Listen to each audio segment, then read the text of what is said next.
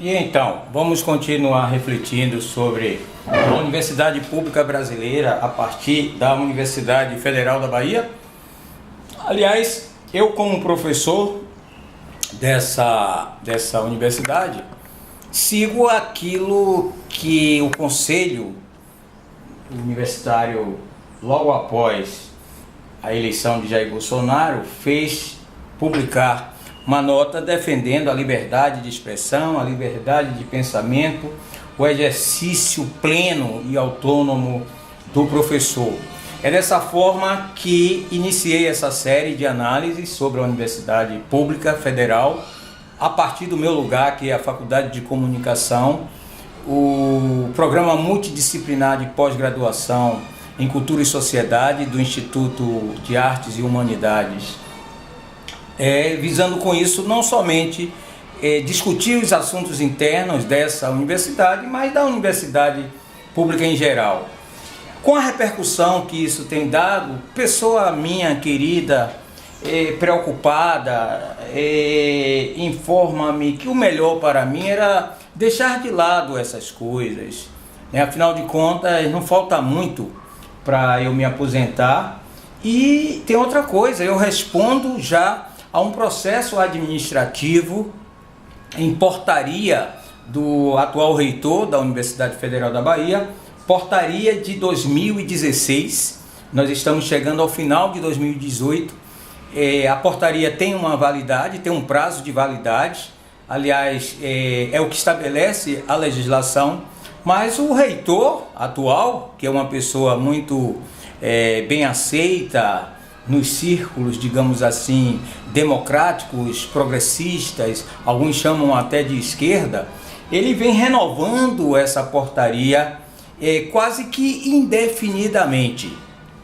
Quer dizer, mas ela, preocupada, essa pessoa querida, disse: poxa, deixa essas coisas de lado, porque a repercussão pública que esses vídeos têm tido não corresponde àquilo que seria o silêncio tumular dos meus pares na universidade. Ocorre o seguinte, que essa causa não é uma causa pessoal, eu sou servidor público, né? E a própria legislação me obriga, não fosse eu cidadão no Estado Democrático de Direito, mas como servidor público é como se fosse uma obrigação minha, segundo a legislação, o regime jurídico único e a legislação que rege a atividade do servidor público, né, apresentar as mazelas internas do serviço público.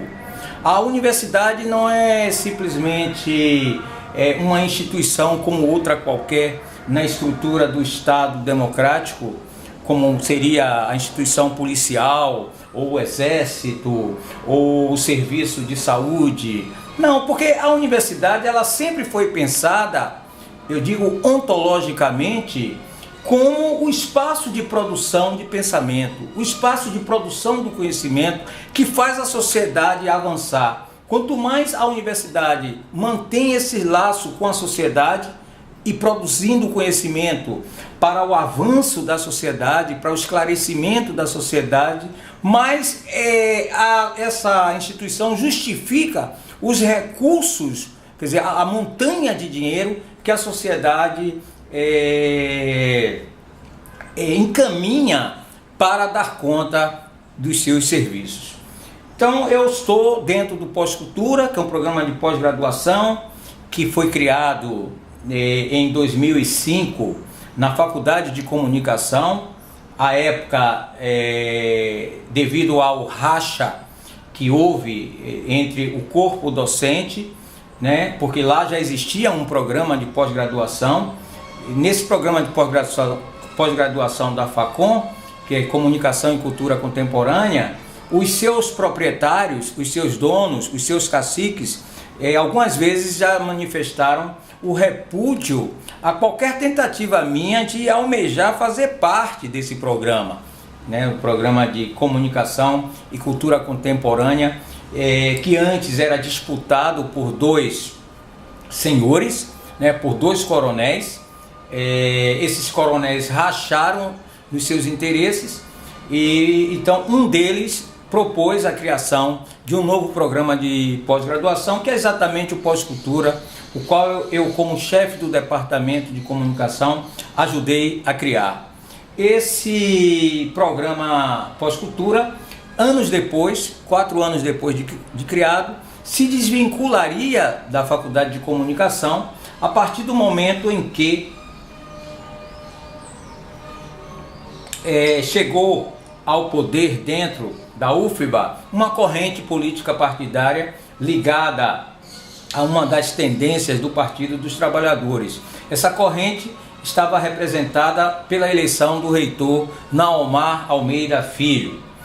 Esse reitor chega ao poder alçado por essa corrente, por essa facção do Partido dos Trabalhadores. Não estou aqui dizendo que ele era orgânico da corrente do Partido dos Trabalhadores, mas foi essa corrente, com alianças com o PCdoB e com outros partidos ditos de esquerda, que carrearam votos junto ao movimento estudantil, junto ao movimento docente, e junto ao movimento dos técnicos administrativos, para eleger essa corrente, essa facção, alçá-la à liderança da Universidade Federal da Bahia.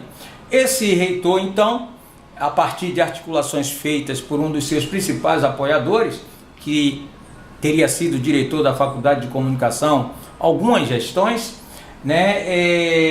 propôs a criação de um instituto multidisciplinar, dentro de uma estrutura universitária, onde o curso não seria mais um curso profissionalizante, um bacharelado profissionalizante ou técnico, e sim um bacharelado ou bacharelados interdisciplinares.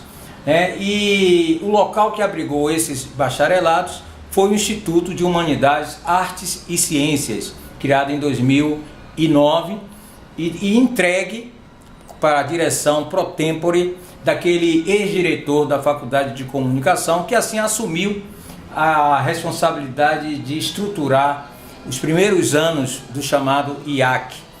E ele depois levou o Pós-Cultura, não somente o Pós-Cultura, mas também um outro grupo que ele criou, junto com seus colegas na Facom, que é o CUT, que é um centro de pesquisa em cultura.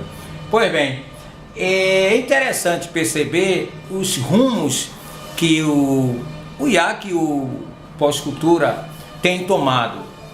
Veja, hoje essa Universidade Federal, ela é comandada por um novo reitor e tem como vice-reitor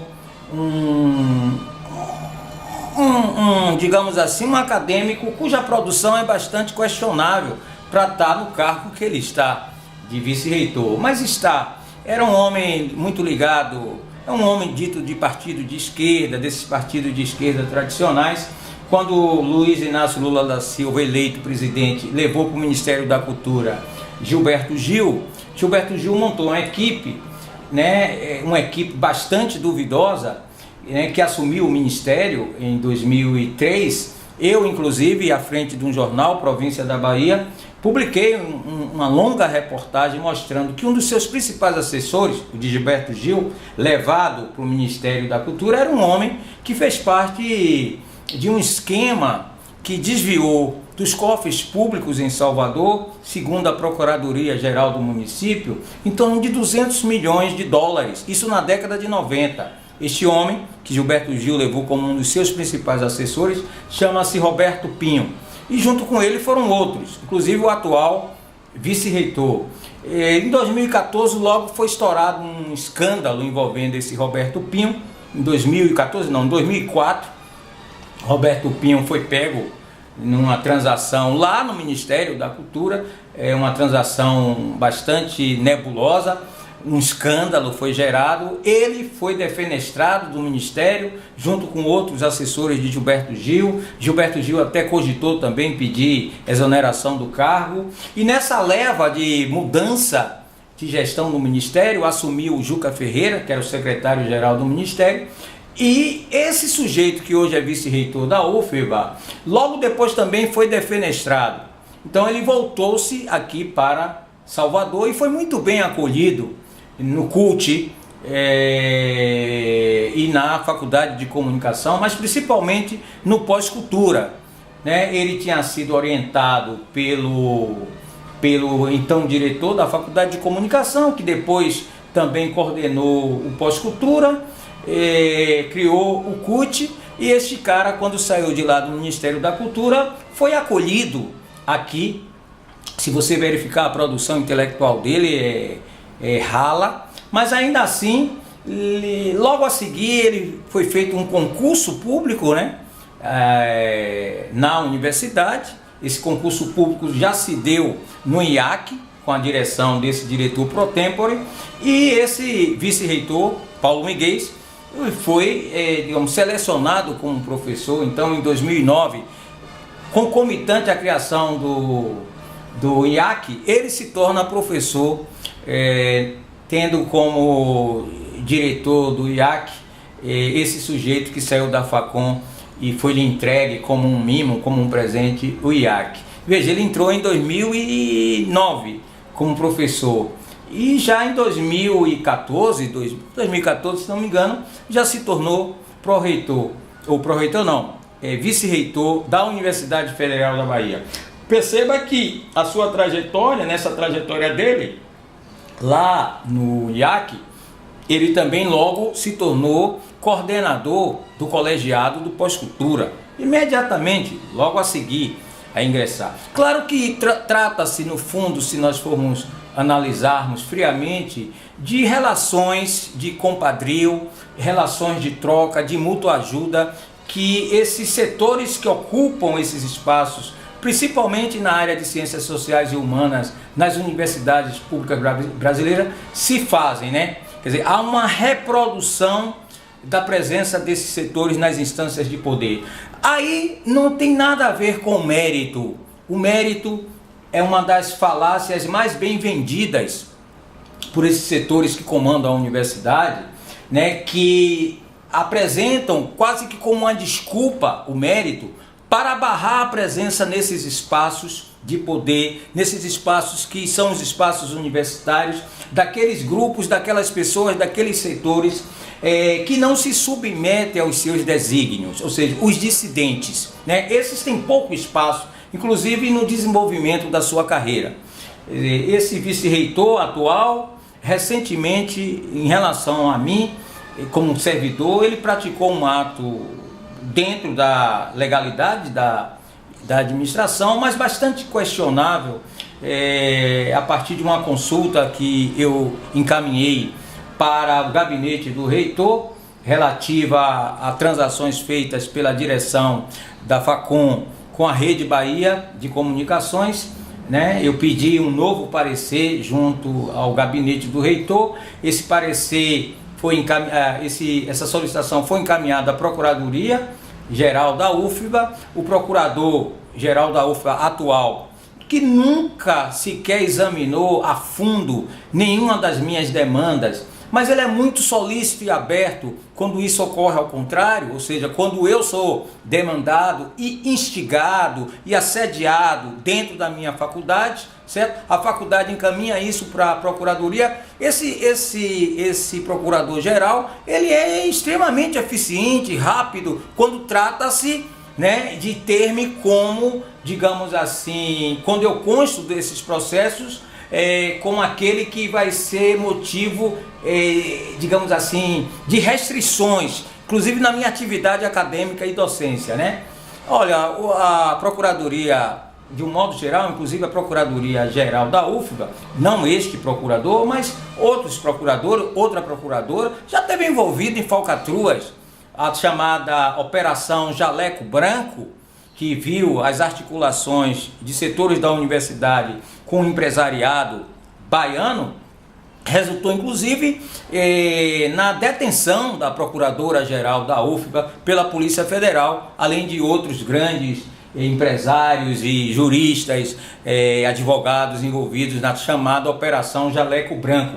Basta olhar aí na internet que você vai encontrar. Mas esse vice-reitor recentemente praticou um ato de assinar lá um despacho, me parece até com data errada, né, visando, digamos assim, não dar prosseguimento a uma demanda que eu encaminhei para exame junto à ao gabinete do reitor. Então são essas relações de compadrio que faz com que hoje esse homem que estava lá envolvido no Ministério da Cultura, se você for olhar a vida profissional, acadêmica dele, a produção, nada, é quase que uma nulidade. Mas quem sou eu, né?